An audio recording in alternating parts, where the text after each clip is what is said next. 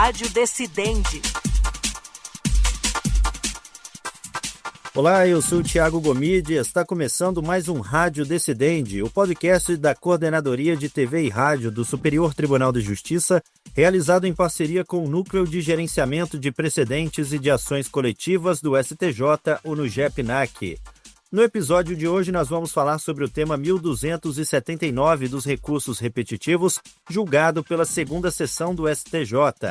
A tese fixada estabelece que nas ações de busca e apreensão de bens alienados fiduciariamente, o prazo de 5 dias para pagamento da integralidade da dívida começa a contar a partir da data da execução da liminar e não da citação.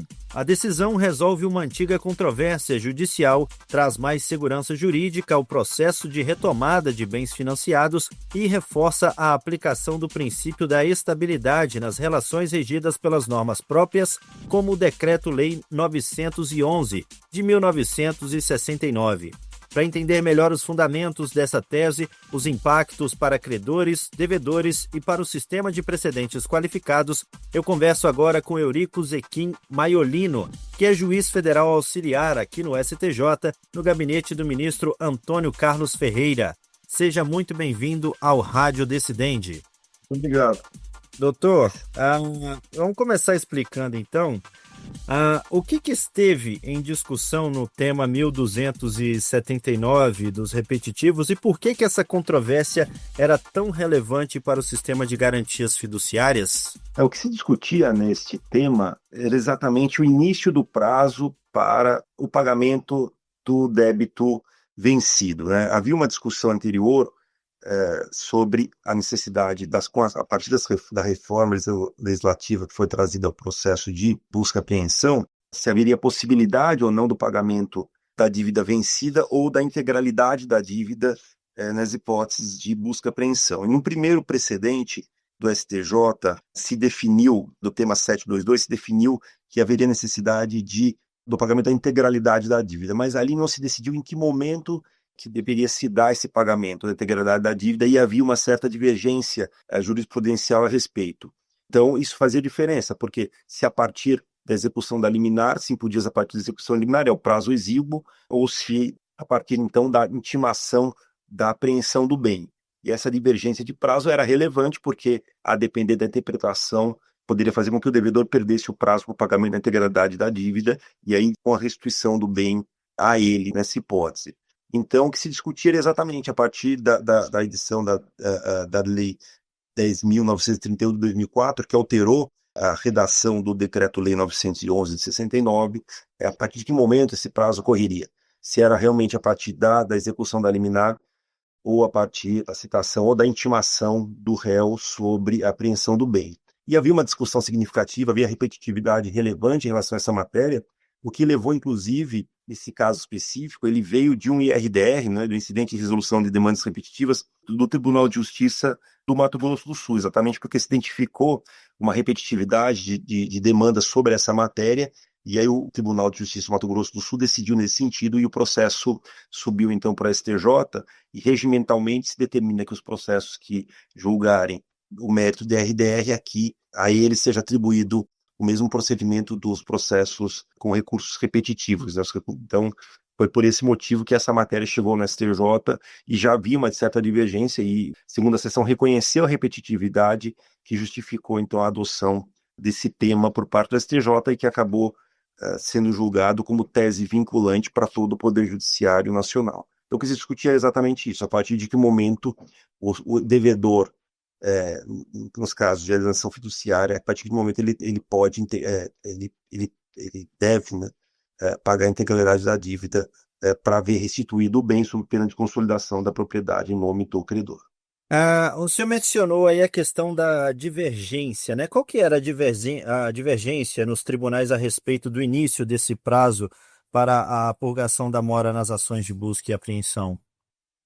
Havia uma certa divergência, sobretudo nos tribunais estaduais, sobre o início desse prazo. Então, alguns aplicando a letra da lei, que determina que o prazo seja a partir da execução da liminar, de apreensão desse bem. Então, executada a liminar e apreendido o bem, se inicia o prazo de 5 dias para o pagamento da integralidade da dívida, outros tribunais entendendo que há necessidade de que o devedor seja intimado dessa apreensão do bem para que então comece a fluir os 5 dias.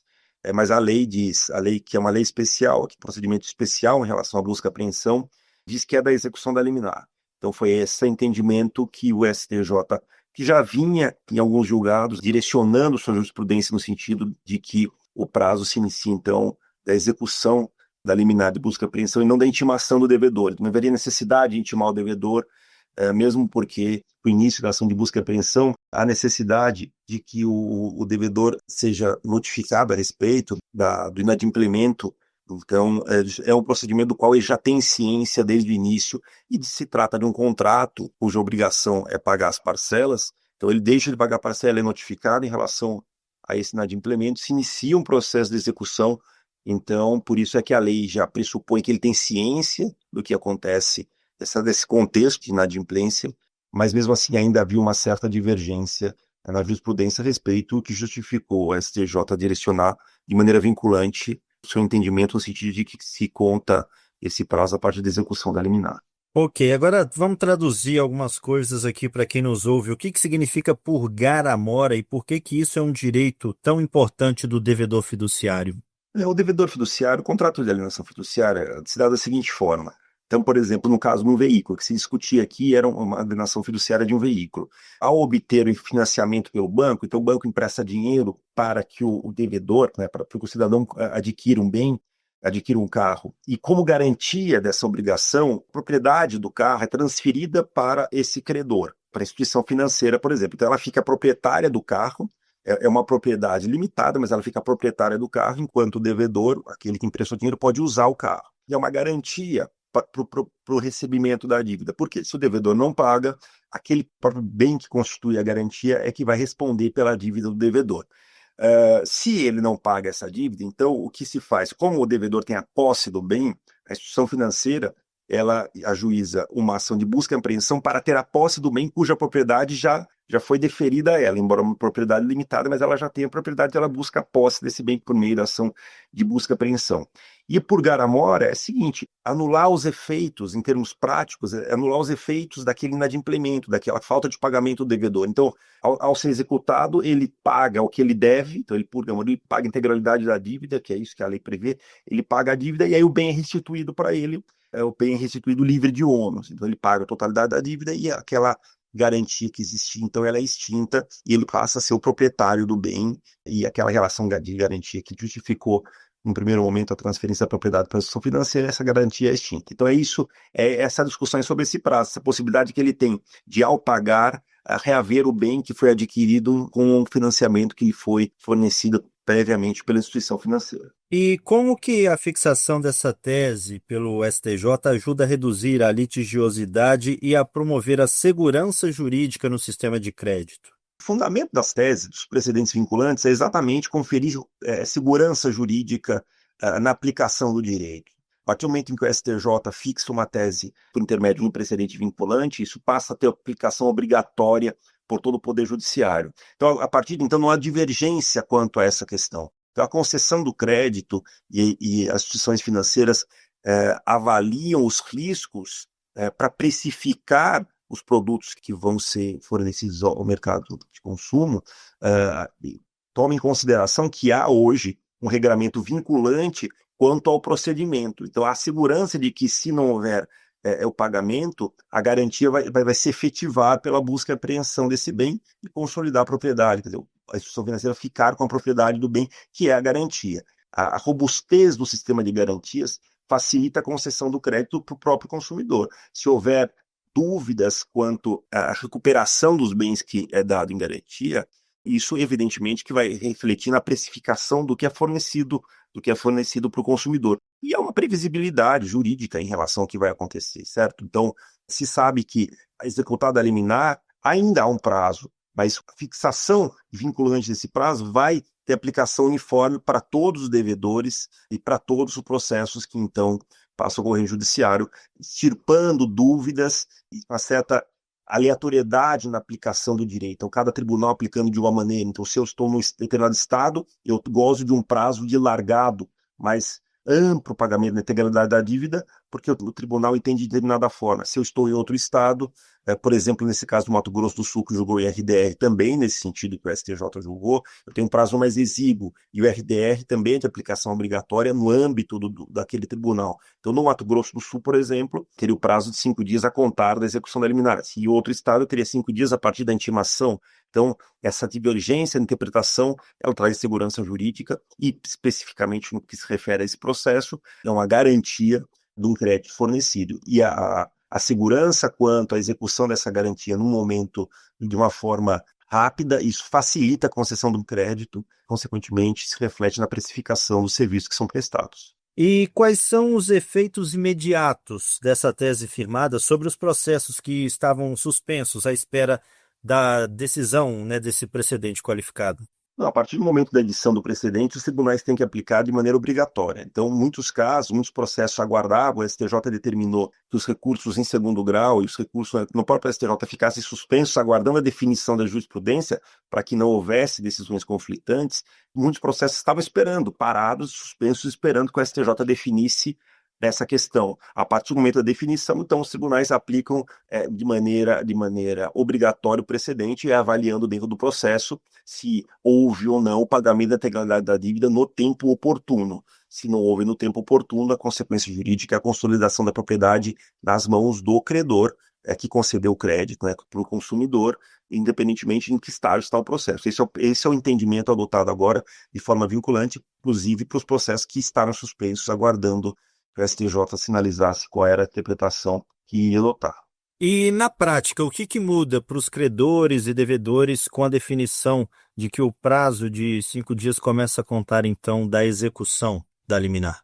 O que se tem agora com a definição clara do procedimento, uma definição em que as divergências foram ultrapassadas, é que o prazo, ele é um prazo um pouco mais exíguo, de fato, ele é um prazo exíguo. Na verdade, a discussão não era do prazo, efetivamente do prazo, era quando começava esse prazo. Então, agora, os devedores têm que ter a atenção de que, executada a liminar, se há uma intenção de permanecer com esse bem e impedir a consolidação da propriedade desse bem nas mãos do credor, então, que ele tem um prazo que, a partir da própria apreensão do bem, esse prazo já começa a correr. Então, ele tem essa percepção de que, de maneira uniforme, e a advocacia e a comunidade jurídica agora tem esse referencial vinculante de que cumprida a liminar e tem um prazo de 5 dias que já começa a correr dali, não tem que aguardar a intimação da apreensão desse bem para que sim inicie esse prazo. Então ter atenção quanto à fixação do início do prazo, caso deseje pagar a dívida, a integralidade da dívida com a instituição financeira para manter esse bem que tinha sido adquirido anteriormente. E como que o princípio da especialidade foi aplicado aí pelo STJ para resolver a aparente antinômia aí entre o Decreto-Lei 911 e também o Código de Processo Civil? O Código de Processo Civil é uma norma geral sobre o processo civil. O princípio geral de aplicação de direito, isso não se refere ao processo civil, é um princípio geral para a solução de antinomias aparentes na aplicação da lei. É um dos critérios para a solução de antinomias aparentes, exatamente o princípio da especialidade. O que quer dizer o princípio da especialidade? É que se houver uma norma que discipline especificamente uma situação, determinado contexto, um contexto fático, ela vai se aplicar e vai afastar a aplicação da norma geral. Então, o Código de Processo Civil é uma lei geral de processo civil, mas há várias leis que prevêem ritos específicos, procedimentos específicos. Então, que eles são disciplinados especificamente. Se eles têm elementos especializantes, se eles têm uma disciplina que afasta a norma geral, nós aplicamos o que dispõe essas leis especiais. E é exatamente esse caso.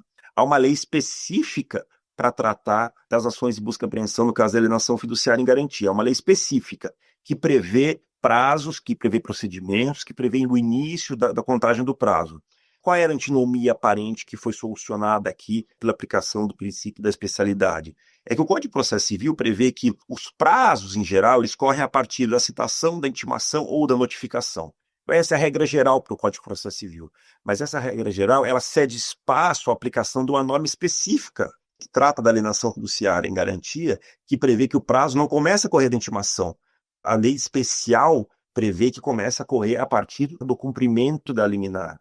Então, é por isso que o STJ, ao solucionar essa autonomia aparente, aplicou o princípio da especialidade. Então, não aplica a norma geral, porque há uma norma específica, especial. Então, ela derroga a aplicação da norma especial. O que vai disciplinar, então, a contagem do prazo é o decreto 911 e não o Código de Processo Civil. E esse é um princípio geral de solução de antinomias. Isso não se refere somente ao processo civil. Isso existe na aplicação do direito em qualquer seara, em qualquer matéria. O relator do caso mencionou aí que a Lei 10.931 de 2004 trouxe um novo regime jurídico para a consolidação da propriedade, né? Como é que isso afetou a dinâmica das ações fiduciárias?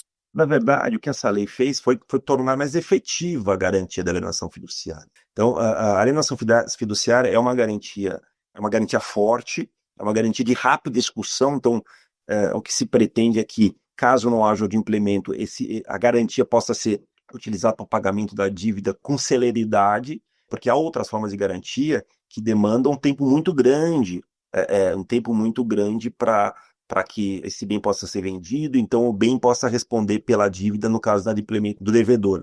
E nesse caso da alienação fiduciária, é uma garantia que pretende ser solucionada com rapidez para que os credores possam ser pagos dos seus valores que foram objeto de mútuo, de empréstimo. A ideia é conferir uma grande efetividade para esse tipo de garantia. E a 10.931 robusteceu, fortaleceu esse caráter da alienação fiduciária em garantia, né? Então, de tornar ainda mais célere, ainda mais objetiva a retomada do bem no caso de implemento do devedor. Então, foi isso que essa lei trouxe, inclusive, né, essa alteração no prazo para a purgação da mora. Primeiro, que se exige agora, não se fala mais em pagar somente o vencido. Então, hoje se exige o pagamento da integralidade da dívida, e isso foi objeto, inclusive, do tema 722 aqui do STJ, ao qual o ministro Antônio Carlos se referiu aqui na decisão. Então, a lei, essa alteração da lei foi tornar ainda mais objetiva, mais segura a execução dessa garantia, né? A efetivação desse tipo de garantia. E qual que é a importância da interpretação sistemática do ordenamento jurídico na formação de precedentes qualificados como esse que a gente está falando aqui hoje? Interpretação sistemática na formação dos precedentes, o que se tem para a formação dos precedentes, e muito além de uma interpretação meramente sistemática, que a interpretação sistemática é um dos recursos que o intérprete dispõe para solucionar os conflitos, um dos recursos que ele dispõe para a aplicabilidade do direito na solução de conflitos. O recurso à interpretação sistemática, ele é válido tanto quanto outros tipos de interpretação que o intérprete tem à disposição. Interpretar sistematicamente é interpretar o sistema. E quando a gente fala em sistema de precedentes, a gente está falando em mecanismos que são criados para o ordenamento, para que se criem decisões de caráter vinculante, exatamente em razão de uma série de princípios que informam o sistema de precedentes. Então, o princípio da isonomia, o princípio da segurança jurídica, mas também a adoção do sistema de precedentes, do sistema que gera decisões vinculantes para o Poder Judiciário, também se baseou no Brasil, a adoção de um sistema que não é típico brasileiro, mas típico do direito brasileiro. Ele é típico do direito de sistemas jurídicos da common law. Então, a adoção desse sistema de precedentes, ele tem muito por fundamento numa litigiosidade crescente no Brasil. E um dos mecanismos, então, disponíveis hoje, a partir da edição do Código de Processo Civil de 2015, um dos mecanismos disponíveis é exatamente transformar as decisões judiciais em precedentes vinculantes para reduzir a litigiosidade. Então, é um sistema que tem uma finalidade. E quando se interpreta esse sistema, a partir da identificação de uma repetitividade em casos, os tribunais identificam casos repetitivos e deflagram, então, esse sistema, o funcionamento desse sistema para barrar o crescimento dessa litigiosidade a partir de uma repetitividade relevante, mas também para conferir segurança jurídica, previsibilidade e isonomia, aquilo que o judiciário vai julgar. Não é desejável que o judiciário seja totalmente aleatório. A depender da unidade em que cai, nós temos uma solução para casos idênticos. Então, o sistema de precedentes tem esses fundamentos todos, e que justificam que o STJ, no caso da sua competência, então se debruce sobre determinado conflito e, ao decidi-lo, confira efeitos vinculantes para todo o Poder Judiciário. Hoje, todo juiz, especificamente em relação ao tema 1289, todo juiz que se debruça sobre um processo, se depara com um processo que envolva alienação fiduciária, sabe que o prazo terá que correr a partir do cumprimento da liminar e não em outro momento, não em nenhum outro momento passível de interpretação ali, mas porque o STJ já definiu de forma vinculante a partir de um sistema que gera decisões obrigatórias para todo o Poder Judiciário. Ok. E como que o papel dos Amit Curiae aí como Centro de Estudos Avançados de Processo e também da Federação Brasileira de Bancos contribuiu para o amadurecimento do debate nesse julgamento? Os Amit Curiae são entidades que visam a trazer para o julgamento elementos que, consequentemente, enriquecem argumentativamente a solução que se vai chegar ao caso e trazem pontos de vista jurídicos ou técnicos que auxiliam na formação do convencimento dos órgãos responsáveis por aquele julgamento. Então, no caso do STJ, nesse e em outros repetitivos, os Amit Curiae trazem manifestações sobre o objeto do processo, e isso permite ampliar a visão sobre a questão a ser decidida, amadurecer o processo decisório, e aí, de certa forma, trazer a sociedade para a formação daquele precedente. Isso, em caso de precedente, tem grande relevância, porque serão decisões que serão vinculantes para o Poder Judiciário. Então, quanto mais argumentos forem submetidos a escrutínio dos julgadores, quanto maior o número de contribuições da sociedade para a formação do conhecimento, maior a legitimidade da decisão que vai ser proferida. E não foi diferente nesse caso. Então, as entidades justificam, nesse caso, eram argumentos essencialmente jurídicos, mas que justificam a adoção de um outro sentido a partir dessas contribuições que são trazidas por essas entidades são entidades que auxiliam o Poder Judiciário na formação da convicção em relação a determinado tema. Então, essa participação dos Amit Curiae nos processos, e sobretudo nos processos que gerarão precedentes vinculantes, ela é extremamente útil, não só para a qualificação precedente que vai se formar, mas para a legitimação do resultado a que chega o Poder Judiciário a respeito. Ok. E quais são agora os cuidados, então, que tribunais, advogados também precisam ter ao aplicar essa tese aos casos concretos a partir da decisão desse tema repetitivo? Esse tema repetitivo ele é muito objetivo, né? Ele é muito objetivo, ele fixa o início do prazo processual para uma providência por parte do devedor. Então, ele é muito objetivo. Então, hoje se tem clara a orientação no sentido de que esse prazo vai se iniciar do cumprimento da liminar. Então, é muito objetiva a questão. Então, transcorridos 5 dias a partir da efetivação dessa liminar, a partir da apreensão desse bem, não havendo pagamento, vai haver consolidação da propriedade plena e no nome, nas mãos do credor, e aí essa garantia vai ser efetivada para o pagamento do débito. Então, hoje é muito objetivo, é muito pontual. A solução desse caso, a tese firmada, ela é muito pontual. Então, exatamente soluciona uma dúvida em relação ao início da fluência do prazo. Então, tem que haver atenção por parte dos devedores para que não percam o prazo, e, evidentemente, dos julgadores para, ao definirem essa questão, eles o façam tomando em consideração, então, agora, essa interpretação vinculante a que a STJ chegou. Já caminhando para o fim dessa nossa conversa, como que esse precedente ele dialoga com o objetivo do sistema de precedentes qualificados de promover previsibilidade, eficiência e isonomia na justiça? O sistema de precedentes ele tem por base o princípio da isonomia, que é conferir tratamento idêntico a casos que são idênticos. Então, é isso que se evita. A partir do momento em que se cria uma interpretação que vincula os julgadores, toda vez que o Poder Judiciário se deparar com um caso idêntico, ele vai conferir a esse caso a mesma solução. Isso é desejável, isso traz segurança jurídica e, ao mesmo tempo, forma o princípio da igualdade. Então, situações idênticas têm idêntica solução.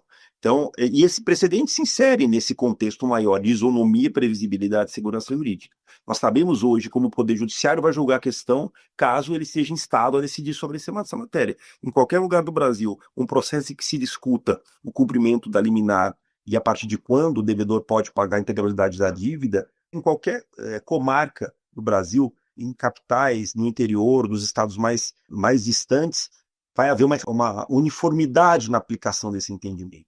Isso traz previsibilidade, isso confere isonomia ao trabalho do Poder Judiciário, ao serviço prestado pelo Poder Judiciário ao solucionar conflitos e, evidentemente, traz segurança. A atuação do Judiciário ser previsível, isso traz segurança para as relações que são subjacentes. Para aquele tipo de relação jurídica, nesse caso especificamente, uma relação jurídica que se insere no mercado de consumo, mas isso vale para qualquer outro precedente vinculante. Então, isso se insere nesse contexto maior de conferir previsibilidade e segurança jurídica ao tratar de maneira isonômica os casos que são trazidos ao Poder Judiciário, e especificamente em relação a esse tema, ao fixar prazo para a possibilidade do pagamento da integralidade da dívida a partir do cumprimento da liminar e não em outro momento qualquer. Para a gente fechar aqui, doutor Eurico, ainda há pontos sensíveis aí envolvendo a execução de garantias fiduciárias que podem gerar novos precedentes qualificados no futuro? O STJ tem julgado essa matéria recorrentemente. Então, a maioria das questões trazidas em relação ao procedimento, notificação, o STJ tem se debruçado sobre isso, e a jurisprudência do STJ, de uma maneira geral, a jurisprudência ela é observada pelos tribunais. Quando o STJ identifica que há uma certa dispersão da jurisprudência, quer dizer, os tribunais ainda aplicam de maneira desigual o direito às questões que são similares, o STJ muitas vezes ele passa por um processo, então, de afetação dessa matéria exatamente por causa disso. Muitos dos repetitivos, nós vamos analisar as ementas ou mesmo os acórdãos de afetação, se percebe ali que uma das justificativas é uma dispersão jurisprudencial. Então, se aplica o direito de maneira diferente em cada localidade, cada tribunal aplica de uma maneira. Então, é importante que o STJ, que tem essa função de uniformização da jurisprudência, venha dizer, então, qual é a jurisprudência aplicável. Muitas das questões que se referem ao procedimento têm sido objeto de discussão por parte do STJ, dificilmente uma questão que envolva o processo de busca e apreensão ou que envolva alienação fiduciária e garantia já não tem por parte do STJ uma jurisprudência, um direcionamento da jurisprudência a respeito. Então, mas sempre havendo apesar disso, se houver repetitividade ainda, isso abre espaço para que a matéria possa ser afetada se houver multiplicidade de recursos, né? Ok, doutor Eurico Zequim Maiolino, muito obrigado por essa sua participação e disponibilidade em esclarecer esse tema 1279 aqui para os nossos ouvintes. Imagino que é isso, eu que agradeço a participação. E esse foi mais um Rádio Decidente, e antes de encerrar, lembra você, ouvinte, que este e outros podcasts produzidos pela Coordenadoria de TV e Rádio do Superior Tribunal de Justiça estão disponíveis nas plataformas de stream de áudio de sua preferência. E você também pode nos acompanhar, é claro, pela programação da Rádio Justiça. Até o próximo episódio. Rádio Decidente.